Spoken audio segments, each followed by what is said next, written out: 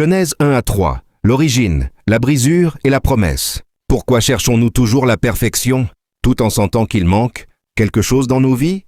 Pourquoi désirons-nous la paix, l'amour vrai et la justice, alors que le monde semble fragile et brisé?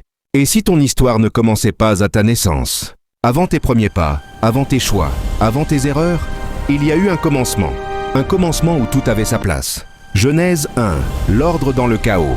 Au commencement, tout est vide et plongé dans les ténèbres. La Bible parle d'un monde informe, sans forme.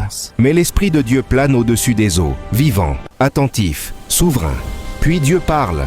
Il ne façonne pas le chaos avec la force. Il parle. Que la lumière soit. Et la lumière jaillit. Elle sépare le jour de la nuit.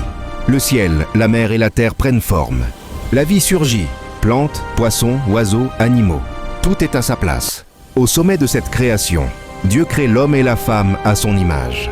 Il leur confie la terre et leur donne une mission, régner, cultiver, protéger. Ils ne sont pas esclaves, mais intendants. Dieu contemple tout ce qu'il a fait et dit « C'est très bon ». Puis il se repose, nous montrant que la vie n'est pas seulement produire, mais aussi contempler et habiter la paix.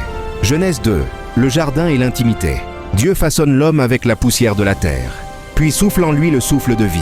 L'homme devient vivant, fragile et divin. Dieu plante un jardin, Éden, un lieu de beauté et d'abondance. Le travail y est une vocation joyeuse, cultivée et gardée. Tout est permis, sauf un arbre, l'arbre de la connaissance du bien et du mal. Cette limite rappelle que l'amour véritable suppose le choix. Puis Dieu crée la femme. Adam s'exclame « Voici celle qui est os de mes os ». Ils vivent nus, sans honte, dans une unité parfaite. Genèse 3, le doute, la chute et la grâce. Mais une voix s'élève dans le jardin. Le serpent. Il murmure « Dieu a-t-il vraiment dit ?» Le doute s'installe. La confiance vacille. L'homme et la femme désobéissent. Leurs yeux s'ouvrent, mais non sur la divinité. Ils découvrent leur honte et leur peur. Ils se couvrent et se cachent. Dieu les appelle. Où es-tu? Il annonce les conséquences. Souffrance, fatigue, mort. Mais au milieu du jugement, il annonce aussi l'espérance. La descendance de la femme écrasera la tête du serpent. Avant de quitter le jardin, Dieu les couvre de vêtements de peau. Un sacrifice est offert pour couvrir la honte. La grâce est présente dès le début. Genèse 1 à 3 est notre miroir.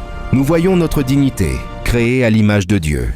Nous voyons notre fragilité, la désobéissance et la peur. Mais surtout, nous voyons un Dieu qui ne nous abandonne jamais. Aujourd'hui encore, Dieu nous demande « Où es-tu » Pas pour nous condamner, mais pour nous ramener. Derrière quelle feuille de figuier te caches-tu aujourd'hui? Tes peurs, tes doutes, tes excuses?